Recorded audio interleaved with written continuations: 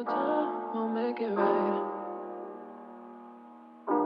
Why are you still calling my shots? I made it. Bending the time won't make it right.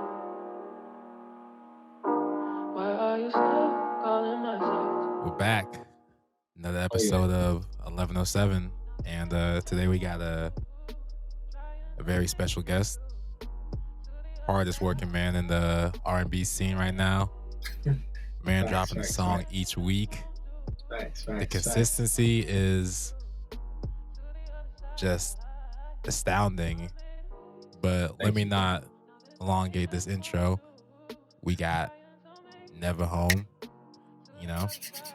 And honestly, it's a pleasure, man. Like, you got like really solid vibes, bro. Like, Thank you. honestly, like your music, like I told you, like in one of your IG stories that like you remind me of like just like an international artist, like kind of like it's like it's like you're based off in France, just like the cadence and like the sonics of your music.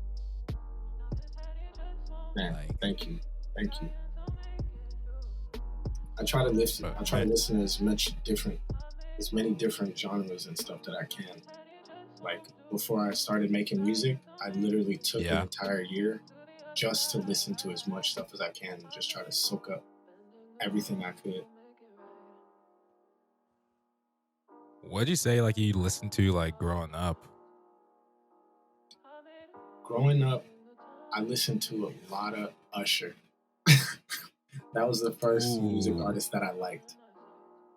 Okay. Like what was like kind of like on your playlist? All of them. All of that. like I remember the first song that I ever liked was Lovers and Friend, when he had Lil Jon on there. Yeah. That's literally the first song I remember being like, nope, I need to play this all day, no matter what. I don't want to hear nothing else. I literally begged my mom to buy the CD for that one song.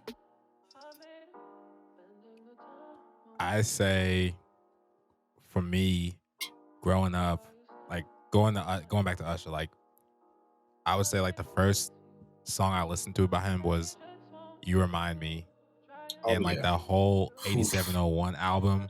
Like my brother put me onto that, and that's probably was like one of like the soundtracks to my childhood. One of them.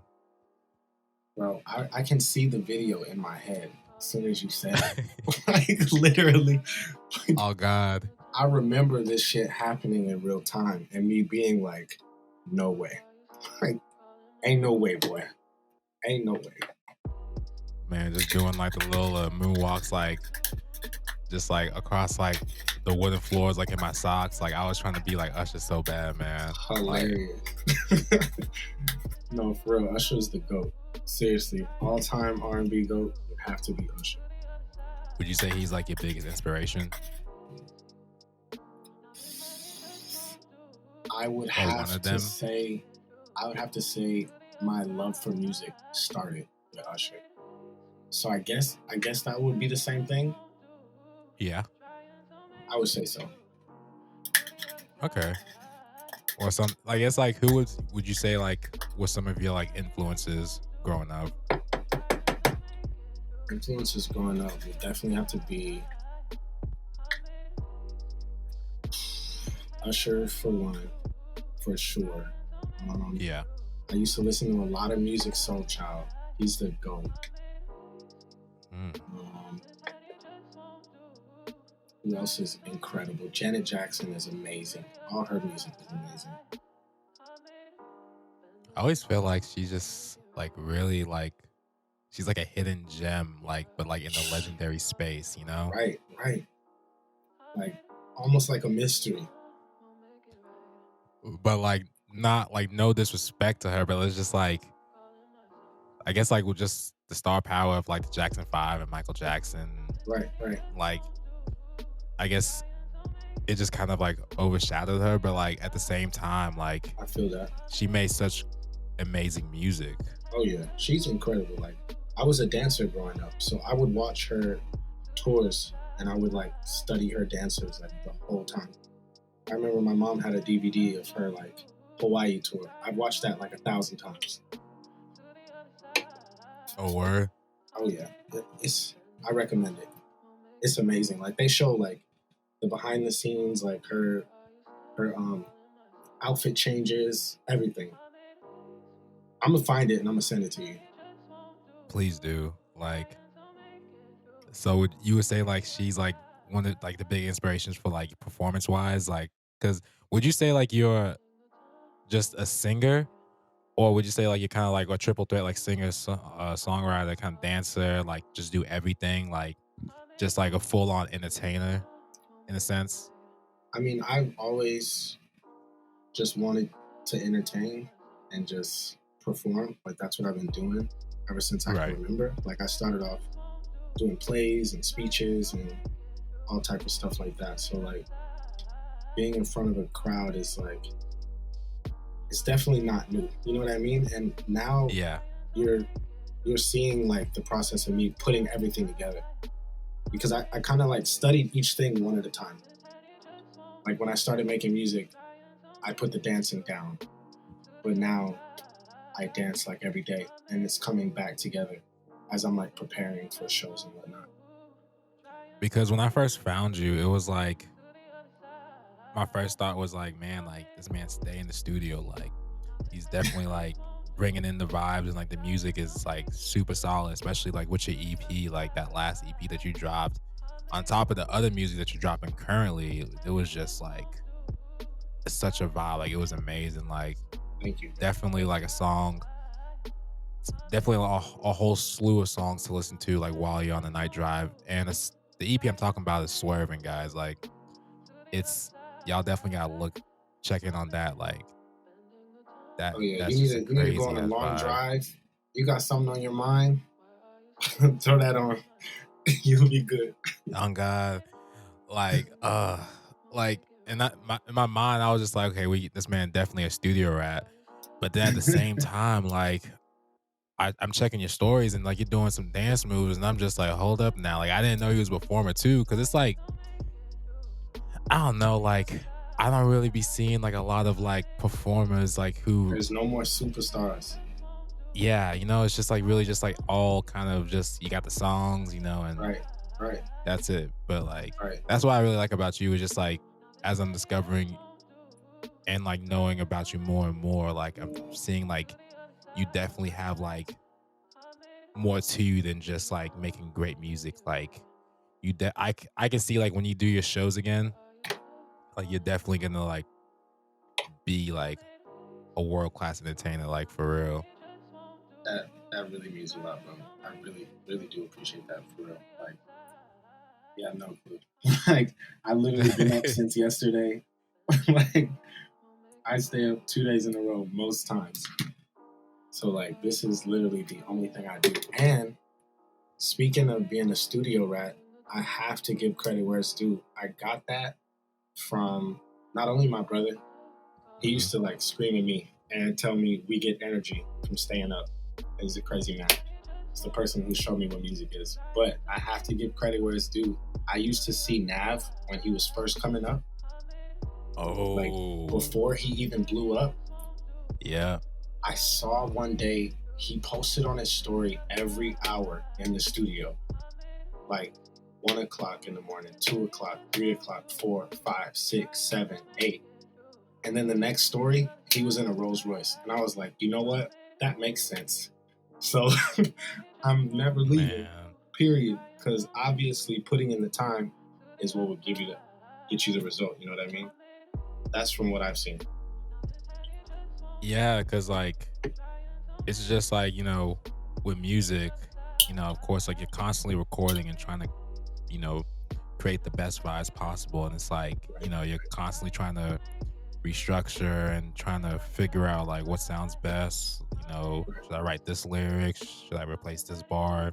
And it's just like it's such a long and tedious process, like especially like in this world of, or like this current age of like kind of microwavable music. It's kind of like the perception is like, okay, like artists make music like super super fast, and like they got songs ready for like fans, but behind the scenes it's like a lot of spinning wheels, and And especially like if you're just like an up and coming artist and like you don't really have like a full on studio and you're doing everything yourself, that puts a lot of like wear and tear on you. So it's like for you, when you talk about how like you hardly get any sleep and you're constantly learning, you know, you're going through, you know, classes, trying to like improve your skills, like Definitely. just all these like workshops just to really create the best, I have to say it, product for like the fans and the best experience sonically. It's like a lot of that's overlooked and taken for granted by like a lot of the fans. Oh yeah, and there's so a like lot. There's a lot to it. There's a lot. It's a lot, man. Like, do you ever feel like how do you feel like when you're in the studio like for hours on end with no sleep? Like, does it do something to you? Do you feel like you're going crazy? Like, what do you kind of have to like get you in the mood or just kind of keep you going? Or what's the motivation? It's a lot, man. Like, to answer the first part of the question, like when it's been like when I'm like leading into the second day, and I'm watching the sun come up, it's like that, it's kind of blue and it's starting to shine through the window. It's just like, it's like the most familiar feeling.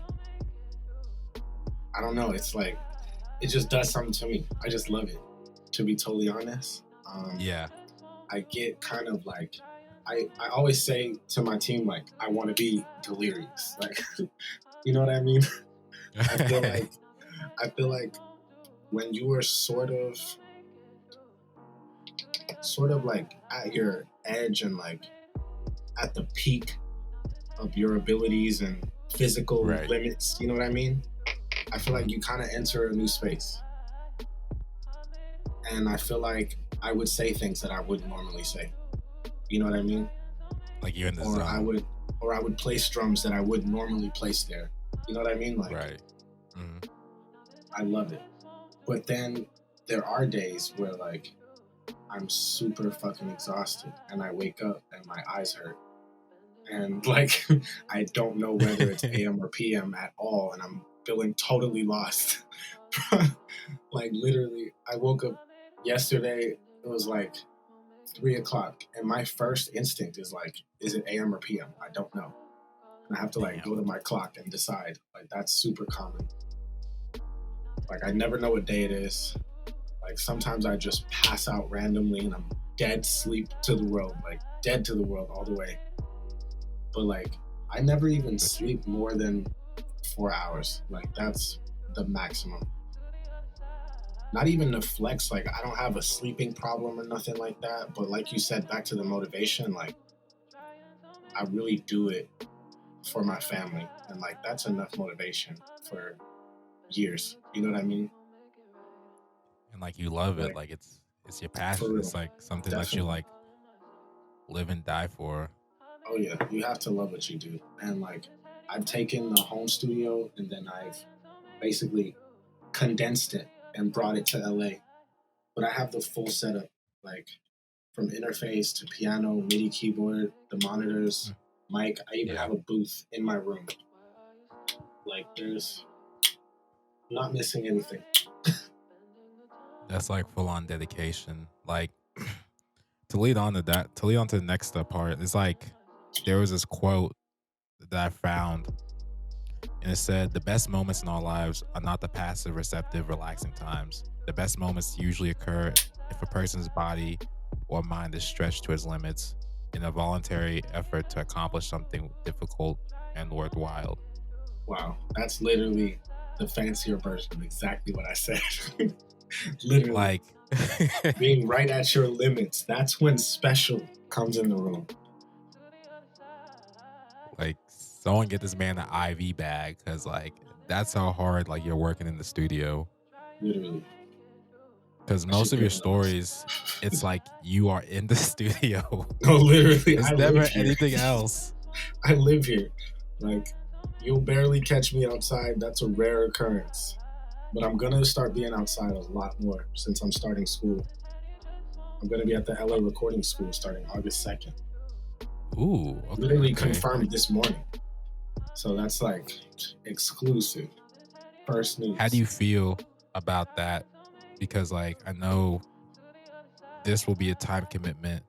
Like the music you already like you're making now is like already a time commitment, but like making other music, do you feel like, or just helping out, like, or like just another pile on of courses, do you feel like it would be something that would be like a lot for you? Like, this is why I don't go to sleep, because there's no time.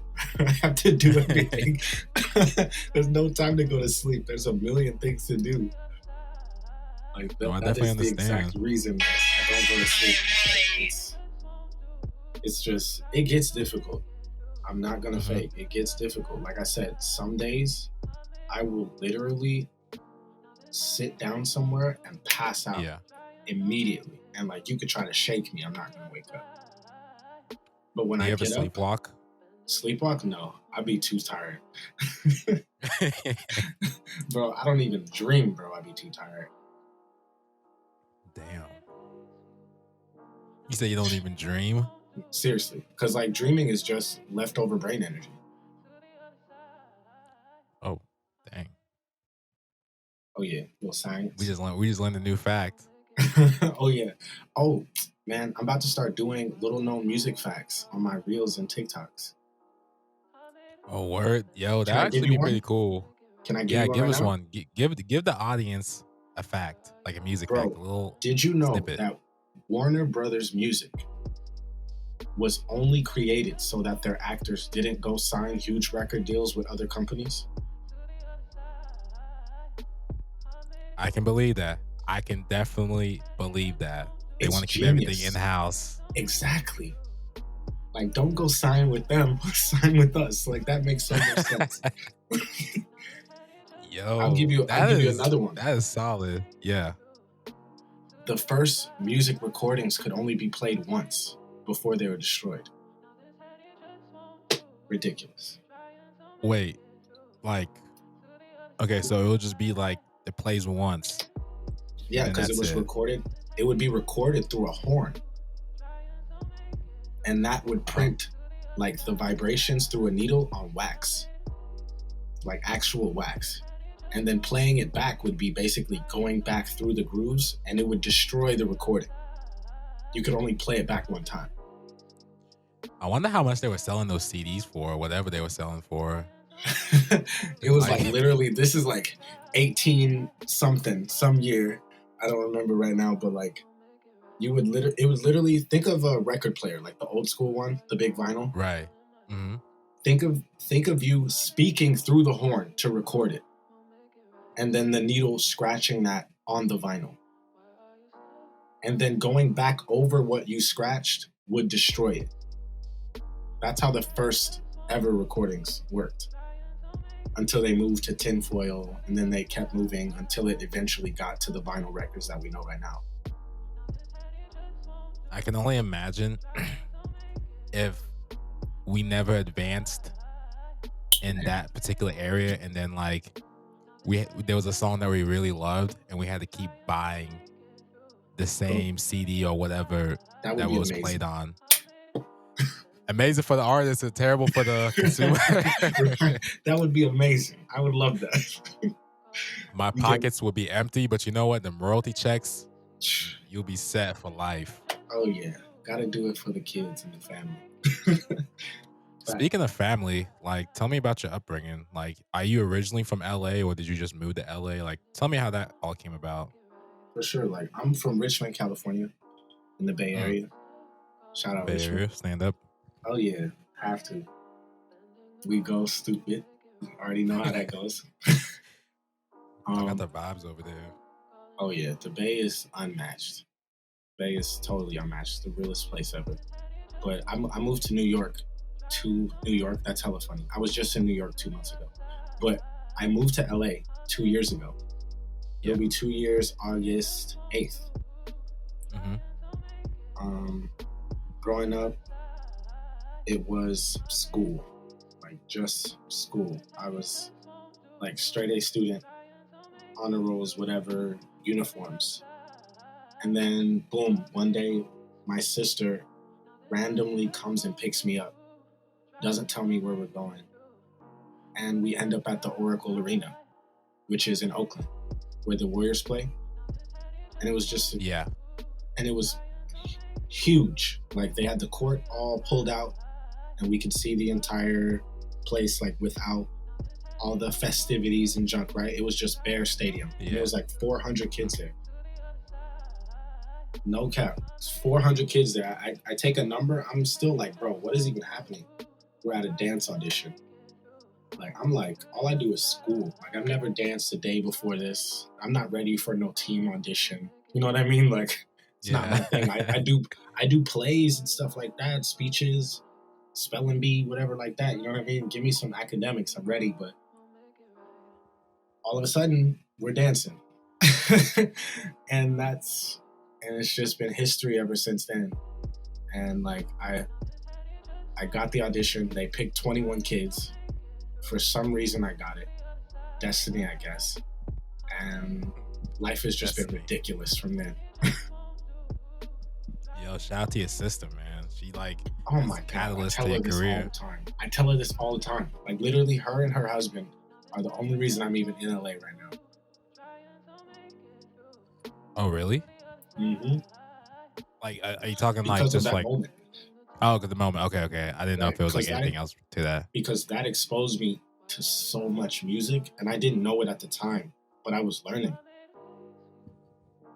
And like, when you're a dancer and you have rehearsals 2-3 times a week, you have performances every single week, the amount of music that you're going to listen to is insane.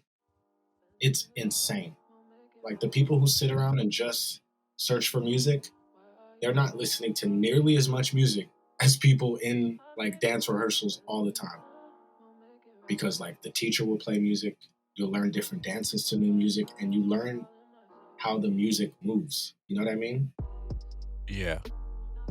It's like, it's just an insane amount of music. And I was soaking that up the whole time because it was just so different, because there's so many different types of people, like different ages, different backgrounds and races. You know what I mean? Were you intimidated when you first got into the program, or it was a school, right? Definitely. No cap. Definitely was, because most people who were there already like danced together.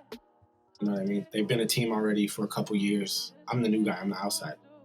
You know? Yeah. You got to like earn your respect though. By the second year, I was good. And I could like do solos and stuff like that. Like, they would have me do solos in front of the whole stadium. Damn. Yeah, it's ridiculous. I was 11 and 12 years old. So I'm guessing like just the stage fright was never a problem for you, like no kind of stage anxiety, or was that Honestly, ever like a hindrance? Too young. I think I was too young to understand, like, because you know, when you're older, you understand the weight of things. Like, when I was younger, I don't think I could get it, but like, I remember the feeling though. Like, being in like the tunnel before, like where the players come out at before we go out and dance. Like, I remember like the very first performance, the stadium is shaking. Like, people are screaming and jumping up and down. There's like pyrotechnics going off. There's fire shooting up.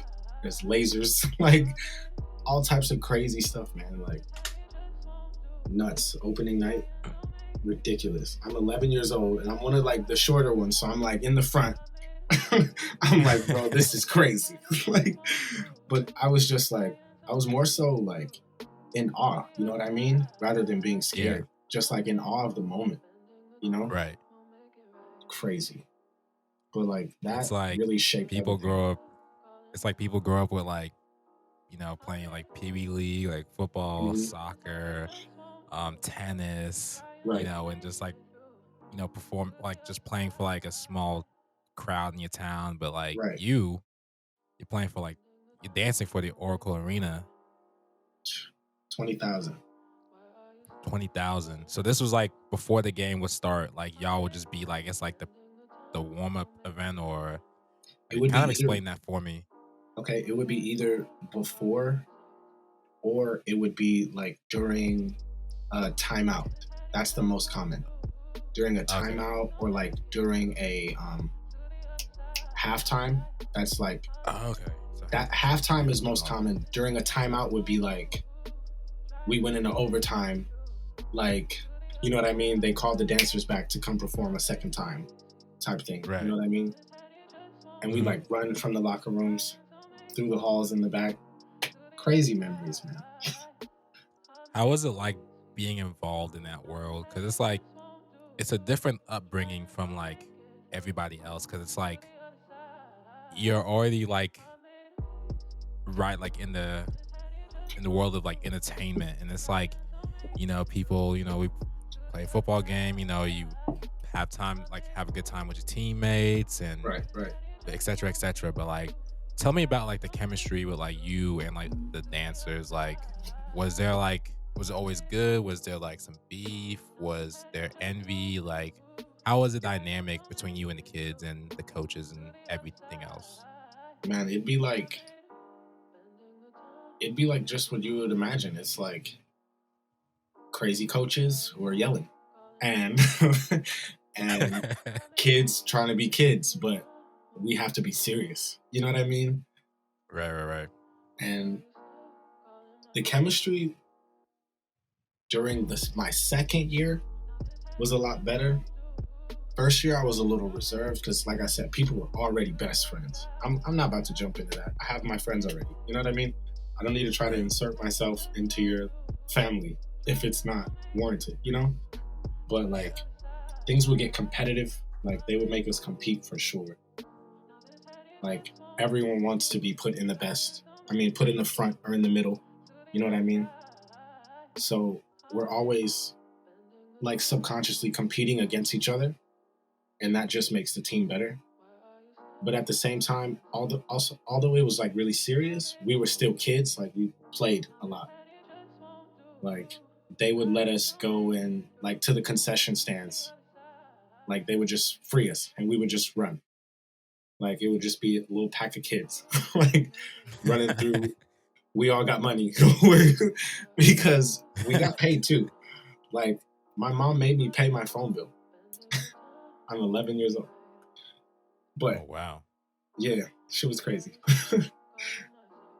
But like, we were still kids, you know? It was a lot of games, it was a lot of playing, but then when it was time to be serious, it could not have been more serious. Like, I remember like the director, because there's the director and then there's the choreographer and then other guest choreographers.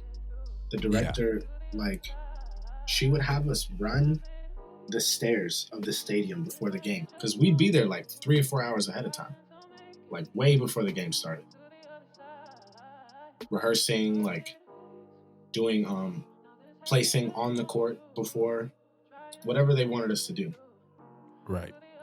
So we'd be there super long ahead of time, and then she would make us run the stairs of the stadium, like from the court up to where you go get food and down and go up each aisle. Crazy. Was there ever any moments where like being a dancer, like for the Oracle Arena, like was it ever daunting? Like, was there ever like a moment where you were just kind of like, I don't want to do this anymore? Like, never. I loved it. You just loved every moment of it. Loved it so much. One of the best times of my life. Like, I still have some of the uniforms. Oh, speaking of that, did you ever like, how was it like, I guess, like, did you ever get to meet any of like the players, like, or just like talk to them? Talk to them sometimes. Meet them for sure. Okay. Who would you say was like the player that you met that was like, oh my God, I can't believe I met this guy, or I met this person, like, wow. I mean, back then Baron Davis was playing. This is 06, 07. Back then Baron Davis was playing. I said the year so they could fact check me if they want. Right. Monte Ellis was playing. And I met all these people. And they're hella cool too. Like, but they have a thing where they don't want you talking to them during the game. Like, say they're just coming off like a hard play and they're like about to go to the locker room or something. They don't want you interrupting them at that point. But if it's ever like ahead of the game, something, or after, it's cool. But like back then, Monte Ellis, Baron Davis, Richardson was playing. Those were like the three like stars in my head. Okay, so, like, okay. That was super cool. And even before that, when I was really, really young, I got a chance to go on the court and like get a shoe from a player. And I have like this funny ass photo of me like all shocked getting this like size 15 shoes, like bigger than me. Like, jeez, ridiculous. It just like foreshadowed the future. I was probably like 7 or something at that point. Yo, you definitely gotta send me a picture of that, like after this, like. Oh yeah, for sure. I got it. I'll text my mom. She'll send it right over. Yo, this. I just only imagine you just get like a size 15 shoe. Bro, humongous for no reason. Golly, like I be forgetting like NBA players are just like giants. Bro, they're enormous people for no reason. It's like, oh, you're 6'2"? Man, I don't know if you're gonna make it to the NBA. That's hilarious. 7 footers a little bit more height. Literally right? 7 footers only. Like, it's like I remember, I don't know, like when the tallest kid in our school was just like, when we had the tallest kid in our school, it's just like if 6'5", 6'6", 6'9". That's ridiculous. It's like you're automatically going to the NBA. Like there's nothing else you can do. We don't care if you got all these other talents. You're a waste. You're a fucking waste. Like literally waste. Waste of great genetics for basketball. Ridiculous. Seriously. But you know, even with like you dancing and being involved in performance art, did you have like any affinity for sports, like in terms of like, you know, just playing basketball with your friends, you know, hooping? I did, bro. I did. I played sports for a short time. And as I got older, how short? Like, let's see, middle school, 5th grade, like early. Okay. Like Little League baseball in the summertime, loved it. Right.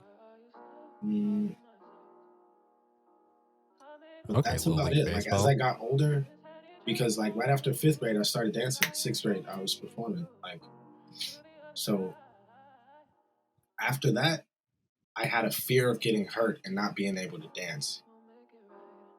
Like, like a crippling fear. Like I wanted to play so bad. Like one of my biggest regrets is not playing football in high school. Biggest regrets ever. But like I danced with a company and like you couldn't do stuff like that. You know what I mean? Like we're trusting you to perform and you out playing football. It's like, bro, you don't really care. You know what I mean?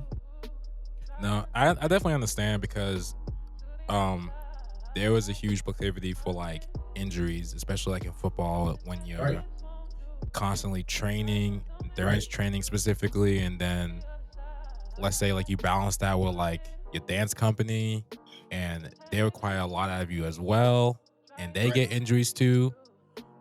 So it's just like I definitely understand. Like it's a huge commitment and you can't do everything, honestly. Right. You can't do everything. That is the truth.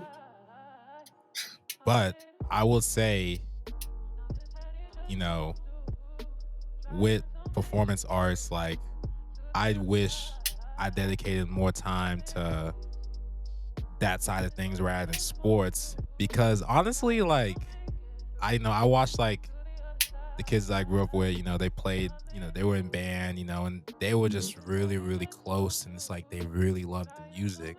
Yeah. And I don't know, like just the passion for music and like performance arts and just plays.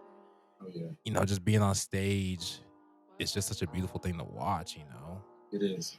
It's amazing. It's amazing, man. Like I remember in high school, like I would get a note like from the office to like come to the office, and I'd be like, oh shit, I'm getting pulled out of class, I'm in trouble. Because I already knew I was in trouble. I did something, they found out something. Like my school was super strict too, so like I go to the office and they'd be like, yeah, so we want you guys to dance at the rally, like what songs do you want to use? and I'd be like, you just pulled me out of my class for this?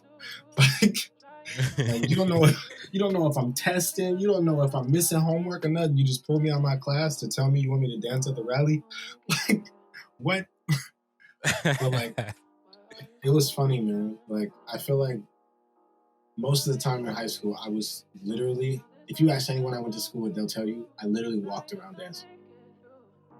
Like, while imagine me walking from class to class, and somehow I'm dancing the whole time.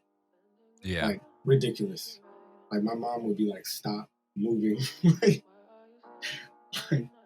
seriously, I get super you just obsessive. like moonwalk in the fourth period, you know? Bro, seriously, like fully dancing. Like, I'll get up to sharpen my pencil. I'm about to hit this routine right now. For real. Like, no, I can just picture like right now, like you do like a quick spin when you're sharpening your pencil. I have to. I gotta hit a few steps. Like, it's not gonna be subtle at all.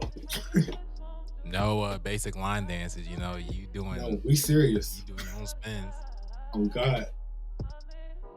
Like, would you say like? Well, what would you say was like? I guess your favorite, I guess, dance move, or like your favorite type of dancing, or like within like the genres of. My favorite type of dancing is turf dancing because I'm from the Bay. Okay. For sure. So what would that entail, like turf dancing? Like, explain it for like all of us. It's like, you gotta look it up. It's like, you gotta YouTube it. It's like, I don't know, it's like, not like a mood, but it's like not like a feeling, but it's like more related to the area. I don't know, like, it's hard to explain. Like, is it kind of like kind of like an improv dance in a sense? Sort of. It's like in between like hip hop and like interpretive dancing, like somewhere between there. But like, it's sick. Like, I just remember my brother coming to me and be like, "Yo, you gotta do this, bro. You gotta learn this turf and shit." Like, when it was first coming out, right? Like, people would like meet up at fucking BART stations and shit and just cypher all day. Crazy. Damn. Were you like ever like the kind of person that would be like just like dancing like outside, like I guess with a huge crowd, like just like taking the show, like you're gonna be the center of attention, like fuck all y'all, like I'm here? It would be 50-50. Like, I would be in 50-50. places, like sometimes, like even today, like I'll dance in the airport and people will start watching. But like, I'm not trying to get them to watch me. I'm just trying to practice. You know what I mean? Or like, I'll be at a party and then friends will be like, "Yo, dance, dance, dance, go, go, go, go, go," and I'm like, "No, bro, can we enjoy this party real quick? Like, can I talk to some bitches or something? Like, you trying to get me to perform and shit? Like, I get it, but like, you just gotta know when, bro. Like, life is about knowing when, for real. Just with everything. I feel like it's like a time and place for everything, you know. Yep. And it seems like everyone's in demand to see like you perform. Bro, I'm literally planning a show right now. It should be like December or January. December or January? Yeah, but like, I want to do it right. Like, I want to own all the equipment. I'm gonna know exactly how everything works. I've been studying. I've already started online class for engineering this whole time before I'm gonna start on campus with LA Film School / LA Recording School. But I've already been online learning. I'm through with my first quarter of that, of a 16-week program. But just to get started before I start on campus, so I can be ahead. I definitely understand that. I just want to know everything. You know what I mean? I want to know every piece of it. That's just because like having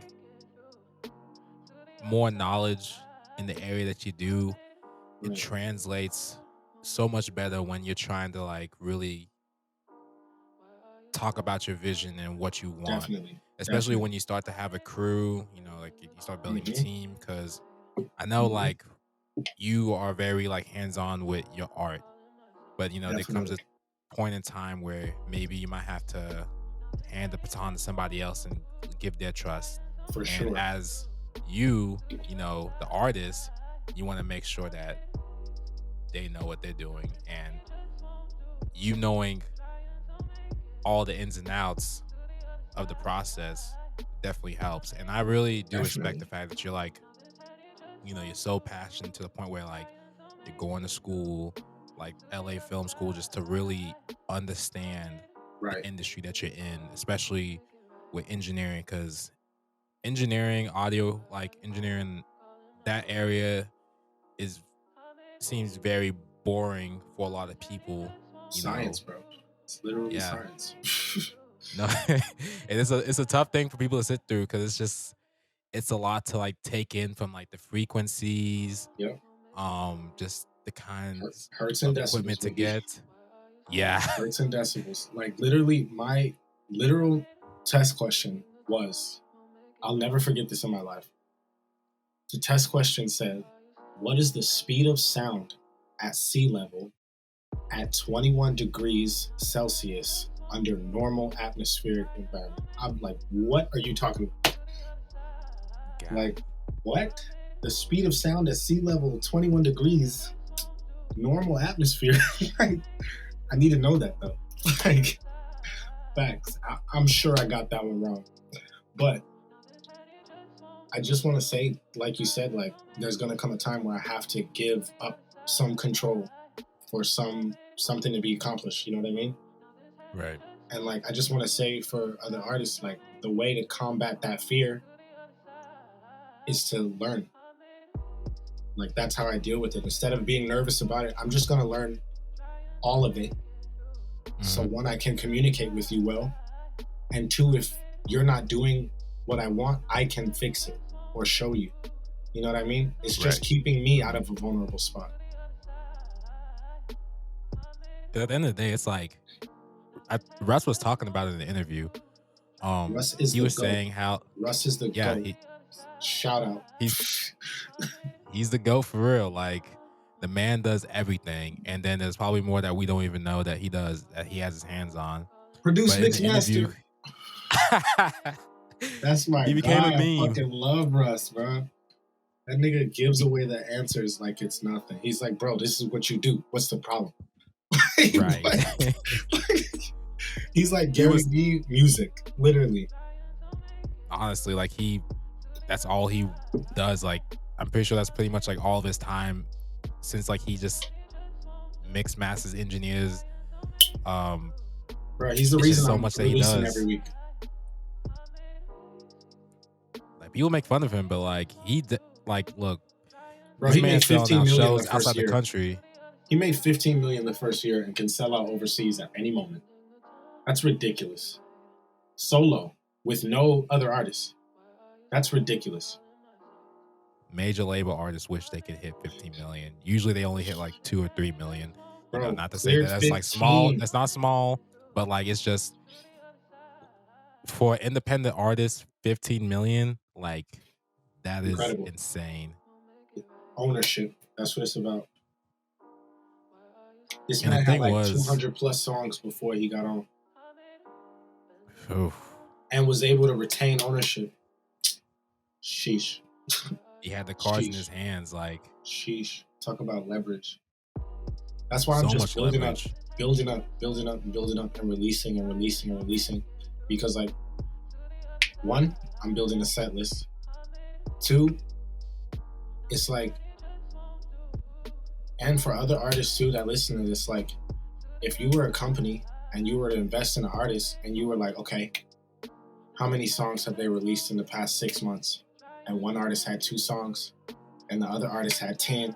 Like, which one do you think they're going to look at? You know what I mean? 10. Like, that just makes sense to me. If I was going to invest in someone, I would look for someone who was able to put out content frequently. Right. Like, that's just me. Russ, it's just like, no, you're right. Because every day. he literally drops every single day. Like, right, he's back on every Friday. Right. Like I'm excited. His consistency is like unmatched. And even with like all the noise that he gets, he's super confident, and it comes off as arrogant to like a lot of people, but it's just because like when you're in the position that he is in, it's just different. like It who just hits wouldn't different. be as arrogant? Like who, especially like he's a leader of his team, like we want our Right. leaders to be arrogant, confident, assured that things are gonna like go right. Like Right. when we look to like people, like we want them to make sure like they're confident and like they got the chest, like they're macho, like they like love their shit, You know like what I they think happened? I really think he just got at interviews and stuff, because I did research into this. I was like, why do people not like Russ? I want to know why. Because yeah. based on the music and based on the work ethic and based on the mindset, I couldn't find any reason why. So I looked into it, and it was like basically interviews. Like he was in interviews talking like he was talking to a friend, kind of. Like he was kind of Kanye in it, where you like talk like we understand totally, and it comes out like, bro, why are you saying that? You know, I know what you like mean. you gotta like translate it for other people if you're on a different wavelength mentally. You can't just talk like they get you. You know what I'm saying? You gotta make it make sense. I think that's just what happened, really. I also feel like just going back to like just him just being so secure about like him as a person, like Truth, a lot of truth. his Super interviews, like confident. he just super confident, like Should be. anything he does. Like, did you ever watch the Crew League? The Crew League? Yeah, like What it's is like that? kind of like it's a YouTube series, pretty much like a whole bunch of celebrity basketball games, and it's like a tournament for like $100,000, $200,000, and Russ and his team was playing, and like this man, like he was just like going in, like he doesn't care, like he'll whatever he does, like he'll give all his effort, and he'll like talk Oh, the this most is where the shit, like celebrities play. yeah, Oh, okay. and he's just super confident in anything. Like Oh we yeah. could be having like a eating contest, and he'll be like, "I'll win. I'm gonna win." That's the mentality You you gotta have. you ever read his book? I haven't yet. It's on my list to get. I'm on the Think and Grow Rich right now, so I'm gonna finish that first. When he was talking about in the book, there was one particular segment in the book where he was talking about how like even if like he has to fake the confidence, or like maybe like to the point where like maybe the music might not be good at that moment, you just got to be confident in anything that you're doing, like Definitely. Because the if you feel quality it, they'll could be the feel it. worst. Yeah, like the quality could be so bad, quote unquote, and it Right. might not be there, but Right. it's just like the energy that you give for certain things will come back at you. And it's like, if Truth. you think it's shit, everyone else is gonna think it's shit. But if you think Truth. it's good, everyone's gonna rock with it because they just rock with you, Right. Right. So shout out to Russ, Definitely. man. Oh yeah. Russ is the GOAT. He literally gives away the answers. He makes all this shit, which is just impressive. I just trust it more too. Like sometimes I wonder with artists, and no diss to artists that don't produce all their music, but like I just wonder, would they have placed that drum there? Would they have chosen that sample if they heard it? You know what I mean? I'm just curious on that point sometimes. But like no diss, to each his own. For sure. Yeah, that's definitely understandable. I mean, it's to each is their own. Like Russ has definitely been like a huge inspiration, especially for me, like in terms of just like making Big sure time. you have control of everything. Like Big him, time. Tyler the Creator, who else? Logic, Logic, hard. Josh Travis, Gambino, Travis. Kanye. Can't forget Kanye. Why did I not Kanye's say Kanye crazy. at first, Kanye's man? crazy, but Kanye's the GOAT still. A little bit. That man is sleeping at the Mercedes Stadium Arena right now. Still trying to finish up Donda. Bro, Donda is finished. Or maybe he's just there just to make more music and he just doesn't care anymore. I don't even know. Like, bro, Donda is finished. I think it's all marketing. Like, they played it finished already. Like, it's finished. He may have added some shit like the next day, but like that shit is done, bro. man, when I was like listening to snippets on like IG stories of like people there, like I was just like, yo, I don't know what's gonna happen when this drops, but this is about to fill up every single spot on Billboard. Did you watch the whole thing? No, because I really just want to have the listening experience. I watched the whole thing. Honestly, visually, if you love aesthetics and like minimalism, it's gorgeous. You should watch it. But if you want to just wait for like the actual like studio quality, I understand. But visually, it's gorgeous. It's very nice. This man literally performed but didn't perform, and there was no stage. It's incredible. Like, nobody does that. It was just him. It was no stage. It was just two spotlights, just him. No guest appearance, nothing. Because you remember the last one. He was in a big crowd. Yeah. They were premiering the clothes. Everybody was jumping around. It was everybody there, you know? Kid Cudi was there. Travis was there. All them people, they was all around him. It was going crazy. This one, it was just him. Middle of arena. 2 spotlights. It was honestly ridiculous. It was crazy. It was beautiful. And when the tickets were released, like, there was not even like a warning. It was just, we're selling tickets. Yeah. Tickets up. And he donated to the HBCU tickets too. That's so dope. You know, there was a Kanye, everyone was talking about, just the shenanigans like he would always be involved with, like, especially when it came to politics, when it came to his media outburst. Oh yeah, we missed the George Bush don't care about black people Kanye for sure.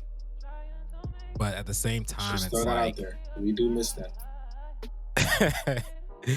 It's like at the end of the day, it's like whatever Kanye's within reason, whatever Kanye says or like whatever Kanye does, it's like his music, like his madness is like a method to his madness for real. For sure. And I don't know, it's just like he just knows, like he's a futurist, like he just knows what's gonna get the attention, like he just knows what music's just in, like I think even like all the people that he worked with. I think the greatest people are just being themselves the most. That's what I believe. Yeah. And that is so rare in our society. It's hard. I think that's why it's so riveting and we can't take our eyes off it, because they're being themselves the most. That's what I think. I may be wrong, but that's just my opinion. It's so hard though, because it's just like, if you're being yourself, there's a lot of outside influence, and it's like a lot of times, we want to like be our like authentic selves, but it's just like sometimes we feel like, oh, why did I say this? Why did I do that? Like, with Kanye, he doesn't have no second guessing. Like, he just does what he wants. That's how you have to be. You have to be fearless. That's the key to life. Unapologetically himself. Facts. Like, do you ever feel like that? Like, do you feel like when it comes to like being yourself, like you don't have like a single fear in your bone? Oh yeah, I've always been the same. Ask anyone who knows me, I'm the craziest person they have met. That is a fact. Like, I bet my life on it. I've always been the same. I've never changed. I mean, I can believe it. You started out like with the Oracle Arena, and now, after that, like, I don't think fear would be in your nature. Literally, I went skydiving last year for my birthday. I am not scared of nothing. Oh, how was that? Bro, I don't recommend it. Why not? because it literally it shifted how I looked at the world a little bit for a while. I was fucked up. like when you see the world from that perspective, from that high up, like now I don't like flying because I know exactly what it feels like to be right on the other side by myself falling. So like I don't like flying anymore. I fly a lot. I fly like 4 or 5 times a year easily on average, sometimes more.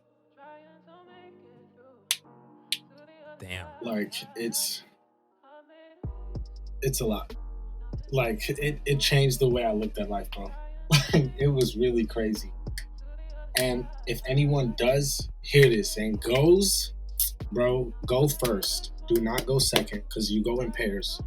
Go first because I went second, and watching your friend fall out of a plane is the most terrifying thing in the world. Like, no one prepares you for that. So go first. And still, I don't recommend it. I recommend it, but I don't. Like, it changed me for a minute. For like a good week, I was just like, what is life, bro? Like, it was crazy. Like, what is life? I literally chose to jump out of a plane, and we did that. Crazy. Hey, man, and you took like the worst of it too. Like, you just watched your friend jump out the plane. Oh my God, when they dropped out and disappeared, my heart dropped, bro. It dropped. And the funny part is they keep the door open the whole time that you go up. You go up 10,000 feet. God. I went to San Diego. Shout out to those guys. I wish I had the name. Golly. Man, because I was thinking about like going skydiving, like I guess within like the next like 5 years. Bro, do it. But I'm telling you, I don't recommend it. You're going to look at life different. The world just looks different, bro. It's just like, oh God. It's not okay. I think I will be fine with embarking on the journey. But at that point, what you said, like watching, like I think I'll still be like, I'll have fear. But go it's just second like, so you know how I feel. Yeah. So we can talk about it. Go second. We gonna come back to this conversation. We gonna come back to it. Right. But I definitely want to like really see what you mean by that, because you look at life different. I'm telling you. Like, it's hard to explain. Like, humans were never meant to do that. I can see why. Ridiculous. Like, gosh, like, especially like you said, it was your best friend. No, it was my roommate, actually. Oh, your roommate. Mm-hmm. Okay. Wow. Gosh. Crazy. Yeah, I can imagine the anxiety just watching someone just fall out of the plane. Like, that would be very daunting. Like, just to watch that, then you go next. Oh my God. But hey, you went skydiving, so craziness. But let me ask you this though, like, you're in LA, you know, you're having all these experiences, you know, you're, you know, living it like the musician lifestyle, and you're really like working towards like really creating a name for yourself. When it comes to, I guess, let's say networking, has it always been like a good experience, or has there ever been like a moment where it's like, fuck these niggas? Oh yeah, you gotta be careful out here. Anyone who wants to move out here gotta know people move weird. Fuck with your own people that you know already, or fuck with people that you know that'll refer you to other people. People move weird out here. It's gonna take a while for you to get your core people down. That's without giving too much detail. Like, can you like kind of recall a moment where you met somebody who was quote unquote in the industry and they just rubbed you off the wrong way? Without giving too much detail, of course. Yeah,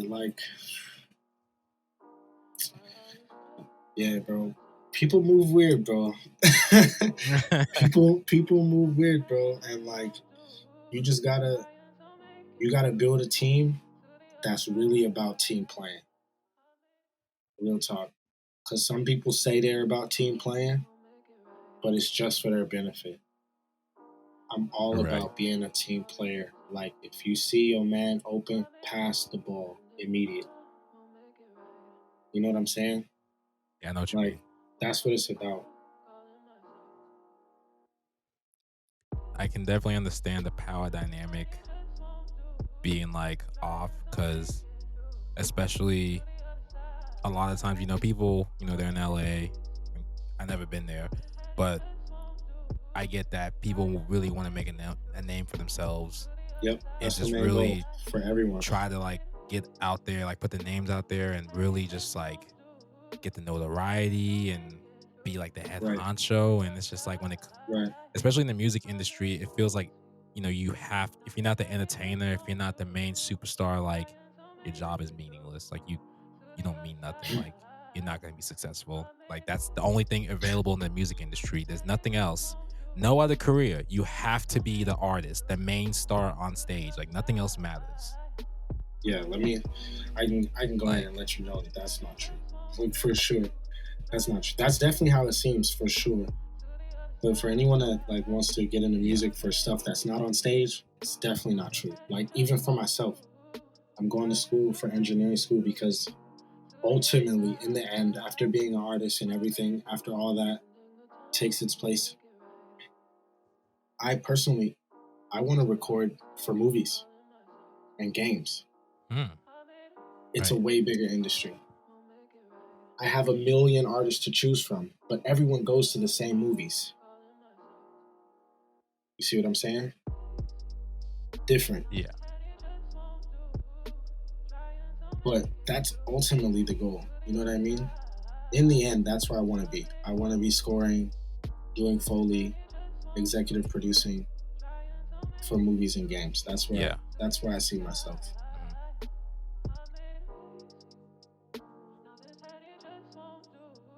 And that's a really great point that you brought up, because I feel like that gives a lot of hope and a lot of insight for like a lot of like young artists and kids listening, because especially with parents and like a lot of like old heads, I guess, quote unquote, they feel like jobs.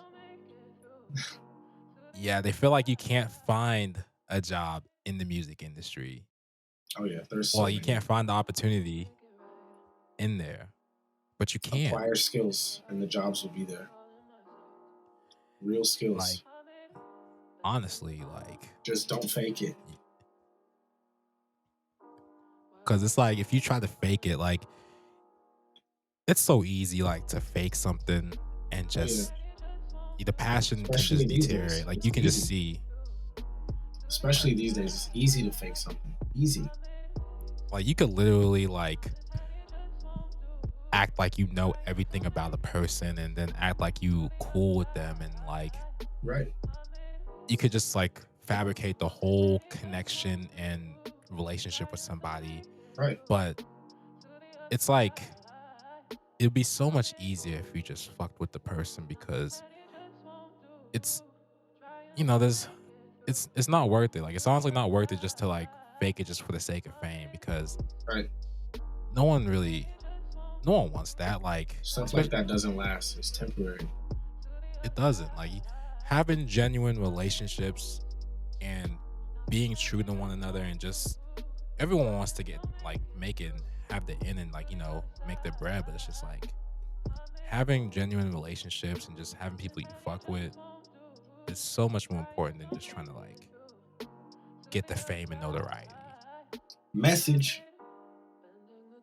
That's a huge message, like. That's from Don't Be a Menace in South Central while drinking your juice in the hood. For anybody who don't know, The Mailman, go watch that movie. I definitely gotta watch that movie now. Go watch that movie. Anytime they say something serious, they be like, message, just so you don't miss it.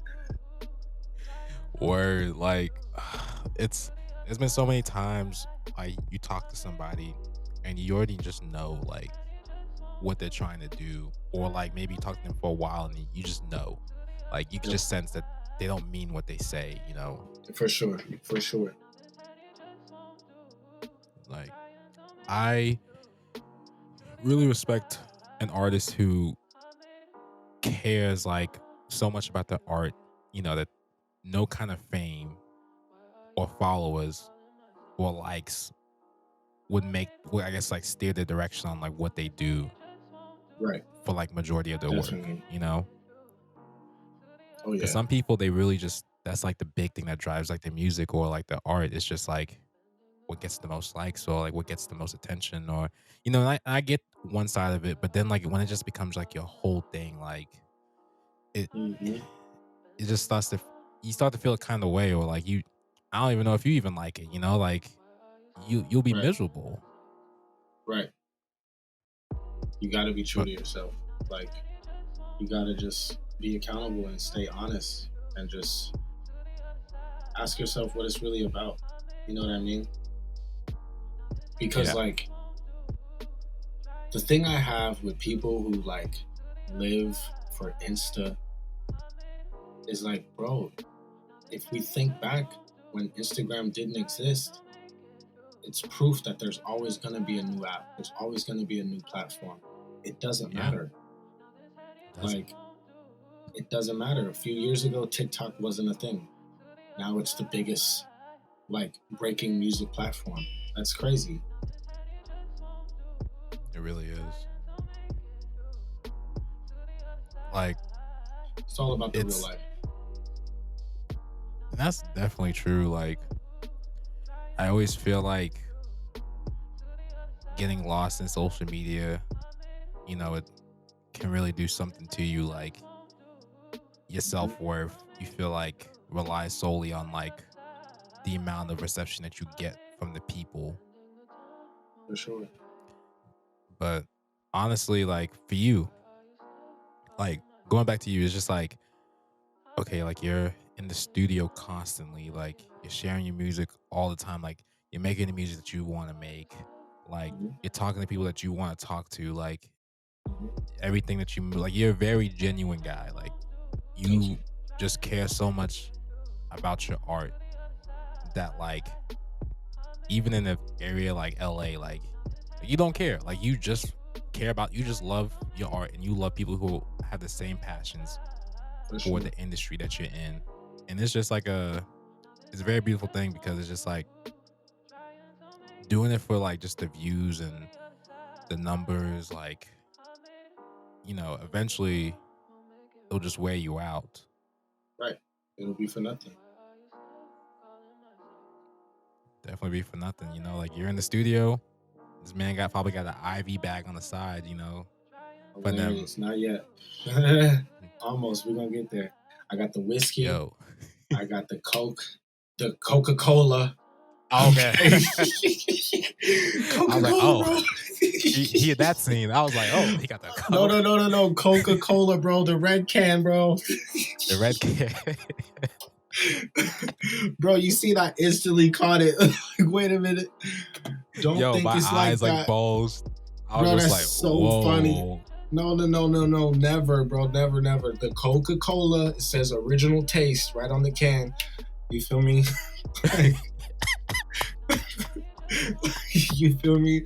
Like whiskey and the weed, that's as far as we gonna go, player. That's as far as we gonna go.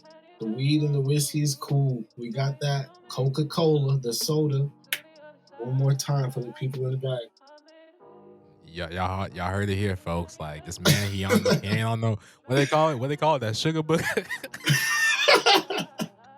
That's hella funny. Oh shit. Yeah. But yeah, he got the liquor, he got the Coke, the Coca-Cola. Exactly. And you know, he got the weed, you know, it's a cool vibe, you know, it's a cool vibe out there in the studio. And honestly, it's, you know, that just having like, I feel like when you're in the studio for like long periods of time, like you just kind of build a life there. Like it's just kind of like, I feel like, I don't know, like I watch a lot of studio sessions. Like I see Nav just have like a whole like ounce and he's just like tossing like a football. Hilarious. Like, got to, bro. Just, for the stress. Just chilling. For the stress. Got to. Honestly, like, in the process of everything, what would you say stresses you out the most? I guess referring to, like, I guess, making music. Is there a particular, I guess...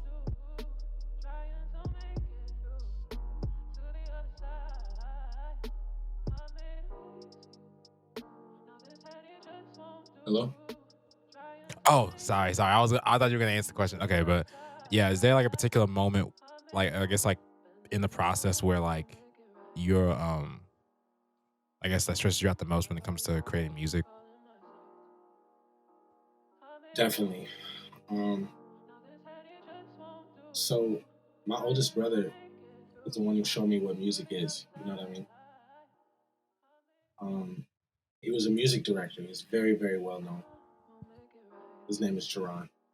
Yeah. And like, I used to be in the studio with him when I was like maybe like 8, super young. Like, he'd be in the studio, and then because he built a studio like from ground up at my mom's house.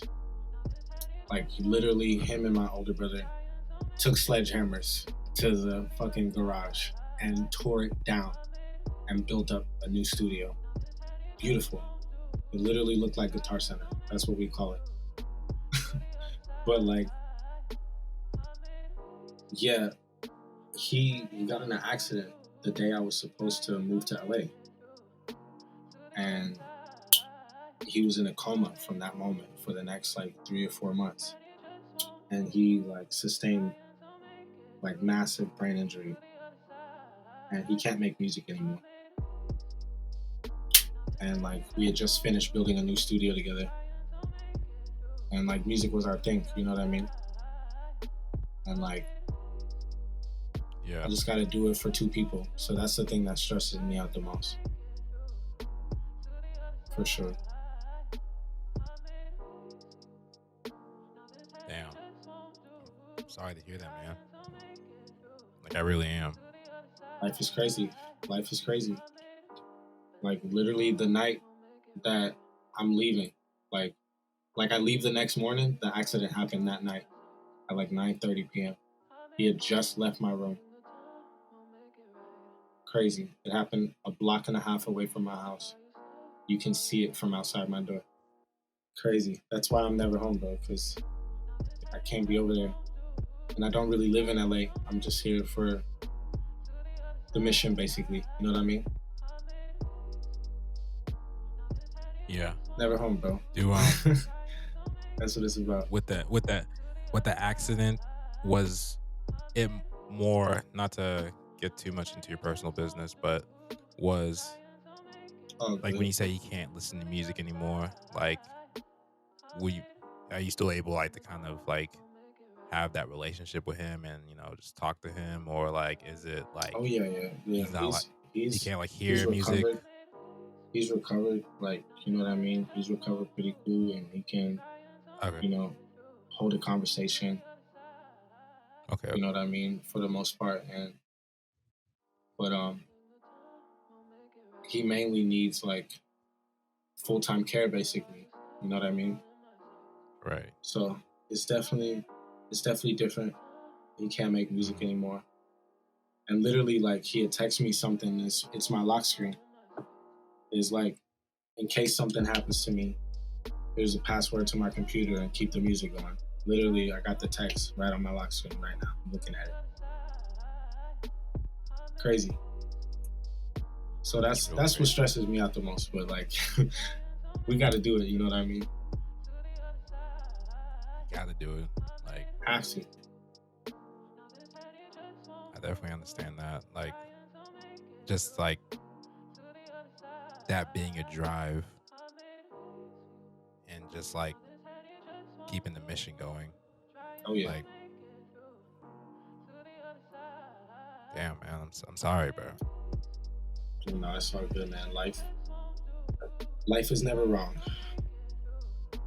In some way, shape, or form. In the end, it'll make sense. Like the old people say, gotta keep living.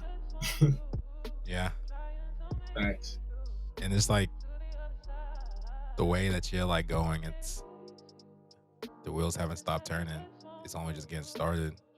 Oh yeah, definitely. But man, that's exactly what it is. Like I'm just getting started. I wanted to ask this though, like if I guess like with everything that's been going on for you this year, especially with like COVID and just, you know, how the world's going, like are you just like more excited than ever like to jumpstart your career? Like I know like you're doing the weekly releases, and I know you're about to start getting your live shows going, and you know how's that make you feel like with just everything going on in the world? Like I'm excited, bro. Like I've already been quarantined, so quarantine didn't do nothing to me. I'll be in the studio, I'll be in the box. That's what I call the booth. I call it the box. But like it really didn't do nothing to me. It was a perfect time to like see who's gonna work, see who's gonna play. You know what I mean? So like it was good. It was definitely revealing, I'm sure, for a lot of people. But I'm excited. Everything's going in the right place. Everything's going in the right direction. Learning a lot, which is great. Can't stop learning, no matter how good you think you are at something. It's definitely a difference from like using my ears and knowing exactly what's going on down to the number. You know what I mean? It's definitely a difference. So sound quality, everything, it's only increasing and everything's just getting better. So I'm really excited. I have most of August drops lined up already. 3 out of 4.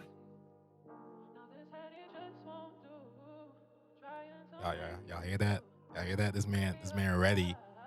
He got next month ready. Have to. Man, like he ain't even stopping. By the time next month come, I'll have September. Man, all I gotta say is, bro, I am personally going to buy you an IV bag. That's so funny. Please save me. I'm dying. I remember one time. Though. Facts. I remember one time, like my record that I can't beat to this day. My all-time record is Monday to Friday, 8 hours of sleep. That's technically one night spread out over 5 days. Crazy. I died after that. I must have slept for like a day and a half. Bro, I was talking to Lorenzo, which he's like, he runs like, 1107. Like he started everything and he does all the mixes and everything. Like I was telling him like, bro, this nigga don't sleep at all. Like, oh no, we don't need to sleep. I'm low key concerned sometimes just cause like a lot of people are. Everyone I talk to be like, bro, please go to sleep, please. Yo. I'm like, bro, I'm good. And it's not even that I have a sleeping problem or something. I just want to. Yeah. I just really want to. And I've always stayed up late. Like, that's the crazy thing. My mom stays up hella late. My brother was fucking crazy. He would call me at 4 a.m. and be like, you're not even awake. And I'd be like, bro, I am. He'd be like, good. Stay awake. It's just like that. It just might be in your family, honestly. Like, it just might be just... Yeah, that mixed with my brother being hella crazy and always calling me and make sure I was up. Stuff happens at nighttime, for one. Yep, definitely. And two, it's like when it's 3 o'clock out here, it's 6 a.m. in New York. People are already starting their day. Why would I be asleep? Exactly. If I practice 10 hours and you practice 5, I win. Message. Message. Literally. That just makes sense. That's actually a great perspective to have. I mean, I'm still concerned, about the sleep. But you know what? It's all for good reason, though. It's all for good reason, because there's going to be a time, you're going to fall asleep, just get your little nap, and then, the work comes back again. Oh, yeah. So I'm definitely like happy that I found you as an artist, and I'm becoming more and more of a fan. And just like, aside from just, being a fan of your music, I also just enjoy just like, just talking to you and just like chopping it with you, like whenever I can. This is like our like first like actual interaction. So it's just like knowing you is very like, I can see like you're a very genuine person. Like you're not, influenced heavily by like the LA vibe that everyone Oh no, I'm not doesn't like. We don't do that shit. He's not on the funny shit, You can't be fake in the Bay. I was just talking about that with my friend. Like, you don't have that option. People will not fuck with you. Like, you will be labeled as weird and you will be exiled, period. Like, you can't be fake. You just can't do that. That's just not in our culture. No, I see that for real. But LA is like, hey, I'm in the place to be. I gotta try to like make the most of it type thing, so it gets in people's head. Right. But I think just like the whole terms of just like networking, like, and like when, especially in these days age, like it's like, content, brand. There's a difference between networking and trying to use people. Message. Like, message. There's a difference between networking and actually getting to know people and connecting with them for real and trying to use them for real. People just need to know that. That just needs to be said on like a big stage. Someone needs to go outside with like 3 really large speakers and just say that all day, and things would be better. Just have a stereo like outside someone's window, just like. There's a difference. Like, there's a difference. Screaming it all day. There's a difference. Oh God, like it's needed, but it's okay. We'll get there, and we're gonna tell the truth. That's what it's about. Honestly, man, this has been like a solid ass interview for real. Super solid. Definitely, it was great talking to you. Is there a message you want to give to the people before we sign off? Man, the message I want to give is, whatever you want to do, chase it down and choke it to death. And then choke it some more. Like, literally, whatever you want to do, attack it with your whole body. Like, imagine if you had to fight for your life. That's what you got to do. Like my brother used to scream at me, you got to be ready to die for it or it's not going to happen. It's the truth. We got one chance to do whatever we can.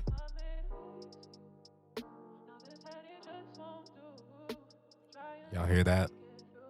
The amount of work that this man puts in, and just from his story, the little bit of the story we got to know about him, y'all see the fight. Y'all see just the hunger that he has for what he loves. It's something you can't, learn. Like, you just have it or you don't have it. For sure. So honestly, like, it was amazing talking to you, man. Like, thank you. You're a solid ass dude, and like, same. Your music's amazing, and I can't wait to like see your next release, like, or hear your next release, like, and your next one, and your next one. Oh yeah, every week, baby. Every week. Every Saturday. Every Saturday. The weekly Never Home. Oh God. AKA Never at the House. AKA Big Home. Y'all ain't ever gonna catch him lacking for real. Never that. Never. But yo, man, this wraps up this week's podcast episode for 1107. Never Shout Home. Out 1107. Shout out my guy. We doing our thing out here, and we out. Thanks.